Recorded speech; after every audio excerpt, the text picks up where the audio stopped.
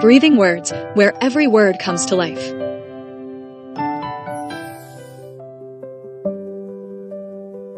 It ends with us. Colleen Hoover.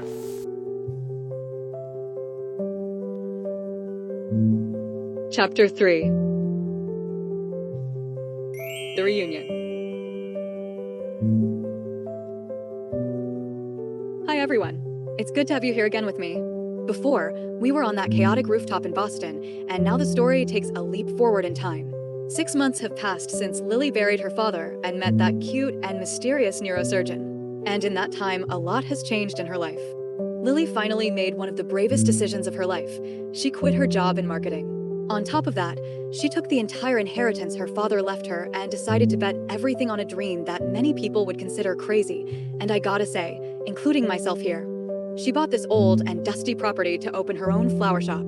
But before we dive into this chapter, please leave a like on the video, because it really helps the channel grow and allows this content to reach more people who love stories.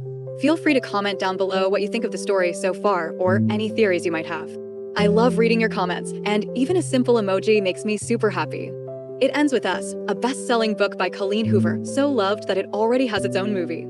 If you know someone who is curious about this global bestseller, don't forget to share this video with them. Here, my focus is the original story, chapter by chapter, staying completely faithful to the book exactly as it was written. I want you to enjoy this journey with me, and after the recap, I'd like to share my thoughts with you, and I really want to hear yours too. Now then, let's get into it. Shall we? The Leap in Time. 6 months have passed since that rooftop in Boston and the funeral that changed Lily's life. Now, the scene here is completely different. An old building, smelling of accumulated dust, with the hollow sound of footsteps echoing in an empty hall that was once a restaurant. Lily is there with her mother, and the atmosphere is tense. You know that kind of silence that speaks louder than 1,000 words? Yeah, her mother runs her finger through the dust on the windows. She makes that little clicking noise in her throat, you know, some hum. You know that kind of sound? That carries all the disapproval in the world. Here's what's happening. Lily invested her entire inheritance in this place. It's her dream, but her mother lays it out clearly. She goes, if it works out, she's brave. If it fails, she's an idiot. A bit too obvious, I know. But also, it's heavy, isn't it? Success is the only filter society uses to validate our risks. Lily senses a subtle disappointment coming from her mother, the loneliness of someone watching their daughter fly away. But she smiles and accepts the challenge. She knows she's about to start a new chapter in her life. After all, she finally quit her job in marketing. Yesterday was her last day. And now, this is all she has. Mother's approval. When we meet Lily again, you can feel that a lot has changed for her. Not only on the outside, but mainly inside her too. We see her beginning in this abandoned space, which is far from ready. There's dust accumulated on practically everything, old furniture scattered around, the kind of space that, at first glance, looks more like a headache than an opportunity. You know what I mean? Nothing is settled yet, and looking at it right now, it feels like she has a mountain to climb. But hey, every dream has to start somewhere, right? Even so, Lily isn't just seeing the mess. She sees the potential. Pointing to the facade and the display windows, she tries to show it to her mother, wanting to make sense of it to her. She's trying to paint a picture to show her mother what she's planning to do, or at least, what she's envisioning. But her mother's reaction is very restrained. It's not a direct shutdown, but it's definitely not supportive either. She observes the place, analyzes everything carefully, and lets out those little hums that mean she doesn't actually agree. That bothers Lily a lot. She notices it and asks directly if this was a stupid decision. Her mother's answer is deeply realistic. She explains that everything depends on the outcome. If it works out, it's courageous, bold, and of course, intelligent. But if it goes wrong, it will be treated as a massive mistake. And that weighs heavily because deep down, Lily knows there is no comfortable plan B. It's a real risk. Even so, there's a phrase her mother says that sticks with her. If you're going to do it, just make sure you're brave and bold. And Lily decides to accept that challenge. After this conversation, her mother leaves, and there's a feeling that something changed for good. Lily is entering a more independent phase, making huge life choices on her own. Meanwhile, her mother, who is already dealing with losing her husband, now has to navigate a more solitary life. In a way, she's starting from scratch in a new city too, just like Lily. Now, Lily is left there alone, inside that huge, dusty space, full of things to sort out, but also full of possibilities too, right? A new friendship. In the middle of this mental and physical cleaning, the door opens and Alyssa walks in. Imagine the scene: a beautiful woman, impeccable in white pants, a total danger in all that dust, and carrying a bag that's probably worth more than the building itself. Out of pure boredom and her love for design, she offers to work for free. She says she saw a help wanted sign outside, which is curious because it was a sign that Lily didn't even put up. Apparently, it was actually an old sign that had been there for years. But that was enough to pique her curiosity, and ours too, right? Lily, as fair as always, refuses to let her work for free and offers $10 an hour, knowing it wasn't much. But unfortunately, it was all she could afford at the time. And to her surprise, Alyssa accepts it, and within minutes, they start sticking sticky notes on everything. Alyssa is exactly the energy Lily was missing. You know, when you meet someone and you just instantly click? Like, you're meant to be in each other's lives?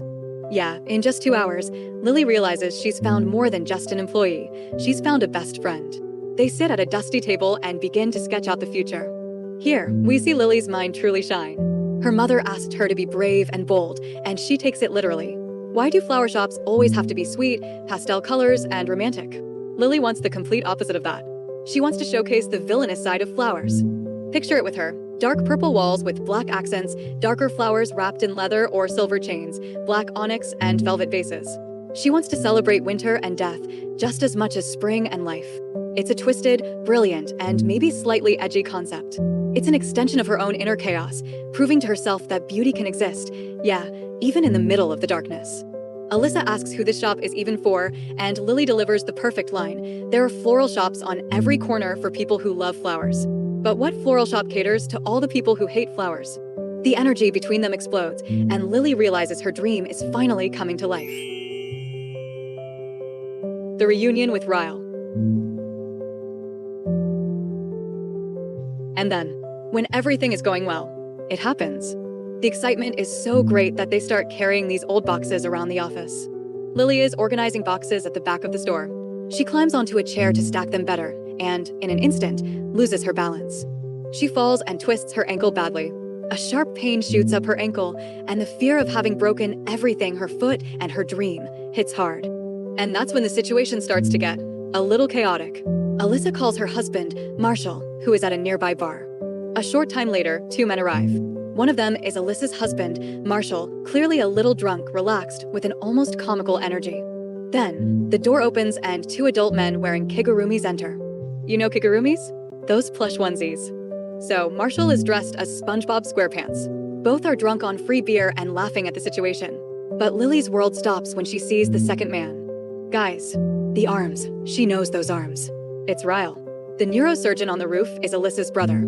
Apparently, 6 months later, fate places them in the same dusty room, wearing some ridiculous pajamas. They recognize each other right away, literally instantly, but pretend not to. Even so, you can tell there's something there. In their eyes, in the way they approach each other, in the tension that immediately arises. Ryle takes control of the situation, goes into medical mode, examines her ankle, tests its movements, and observes her reaction. Oh yeah, in here, his actions are really like those of a real doctor. He acts like a real doctor while examining Lily. Well, he concludes that it's not broken, but that it will need care. And while he's there taking care of her, the conversation starts to move away from the professional. It becomes more personal, more direct, more like the one on the roof. Their reunion is kinda intense. They pretend not to know each other in front of Alyssa, but Ryle's cocky smile gives everything away. He kneels, touches her foot, and examines her with the care of a doctor and the attraction of a man who hasn't forgotten a single second of that night. He admits he's drunk and that he rarely does this, but he needed a break.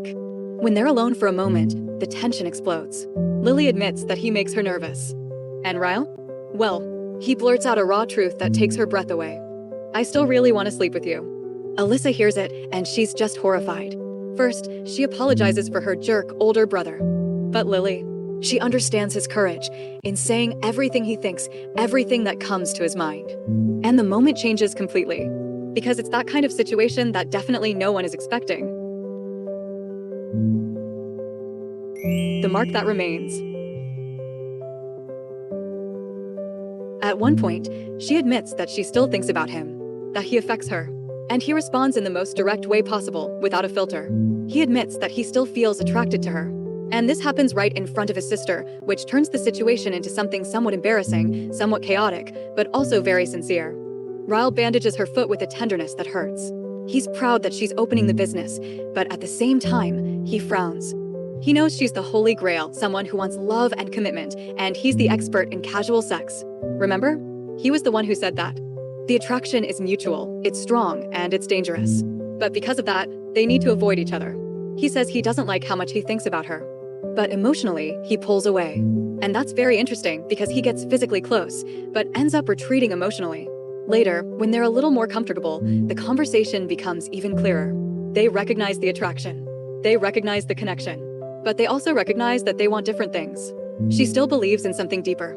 He continues to avoid any kind of involvement. And this leads to a somewhat difficult, but conscious decision. Perhaps the best thing is to avoid each other, even if there's a desire, even if there's curiosity, because they both know this could go wrong. In the end, he finishes tending to her ankle, helps her get up, and gives her advice on what to do in the coming days. But at the same time, he keeps his distance. And that's noticeable, because before he was impulsive, direct, and now he seems more controlled, as if he's trying not to cross a line. When Alyssa suggests he walk Lily home, he refuses. Not because he doesn't care about her. No, but precisely because he knows he might end up getting more involved than he should. He even refuses to help her into the car, acting coldly and selfishly to protect himself. Or it might be her. Who knows? Now Lily leaves. She's hurt, she's tired, but with the feeling that a lot has changed. She took the first step towards her dream. She found a friend in a completely unexpected way. And Ryle, well, he came back into her life. And there's one thing left here, which isn't that simple to understand. Her 2 encounters with him happened at bad times, but somehow his presence made those moments a little lighter. And that's not something easy to ignore, even more so now that he's part of her circle, in a way that can't be completely avoided. Thoughts? All right, guys. This chapter isn't just about opening a store here, right? It's definitely more than that. It's about starting over. It's about having the courage to start from scratch and taking the risk of betting on yourself. And I believe that starting completely from scratch, without any background or experience in the business, is the hardest way to begin. This flower shop that Lily is opening talks more about her than the flowers themselves, you know what I mean? This is something she has always wanted. Even though she used to garden as a kid and she always loved it, her previous job was totally different. She has no experience running a business. Of course that she is using the inheritance money from her father to buy the place, but when it comes to experience, she is starting with absolutely nothing. Now, she has this free spirit to start over. And about her mother, it's not that her mom didn't care about her at all, but those little warnings can really cool you down, you know? But even so, Lily stood her ground, and she is finally doing something for herself. And of course, let's talk about that guy. Man, I gotta say, when people are that beautiful, they kind of drive us crazy, right? And I'm not just saying that because he is a brilliant neurosurgeon. You can feel through the pages that Lily was barely breathing when he showed up. Look, looking at beautiful people is good for our eyes, right? And it makes us feel good too. I think you might agree with me. Like in this part, it seems obvious that this second encounter is completely different. They start to escape the tension. Of course, she wasn't expecting Ryle there, but seeing a gorgeous guy right in front of you makes you lose your balance. Literally. I mean, she had already lost her balance and fallen off the chair, but when Ryle walked in, she lost her balance practically for the second time here. You know what I mean? Yeah, I think it shows the importance of unexpected connections sometimes. And above all, about how some people come into our lives, of course, that she, at the wrong time. You know, now that I'm thinking about this, perhaps at too good a time, maybe. Ryle remains exactly as he was on their first date, attractive, intense, impulsive, and with great potential to be problematic. But here's the thing. Apparently, nothing has changed. The only difference is that now he's closer. Lily is risking everything on herself and finding unexpected connections along the way. Now I want to know from you, do you think Lily's flower shop idea is brilliant or too risky?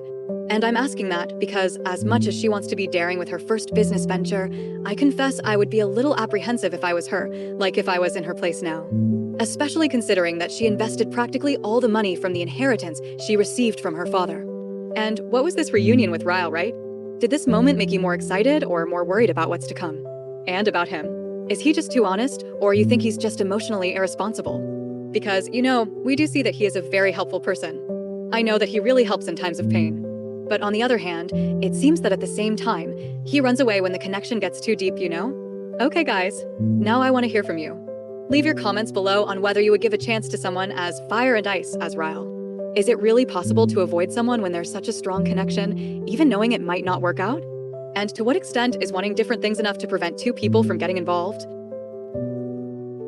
I'm waiting for you in the comments. And hey, if you don't know what to comment, I always mark each story with its own emoji. In the case of It Ends With Us, I always put a little flower, obviously, because of Lily, right? Leave one for me in the comments, so I know you're following this story with me. I'd love to see who's been here from the beginning. It Ends With Us, a best-selling book by Colleen Hoover, so loved that it already has its own movie. The story continues. I'll be back soon.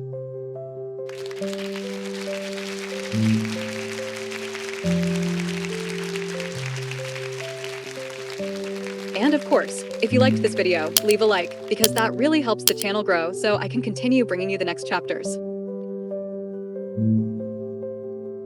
Thank you so much for being here. Breathing Words, where every word comes to life. Your place to hear stories with voice and heart.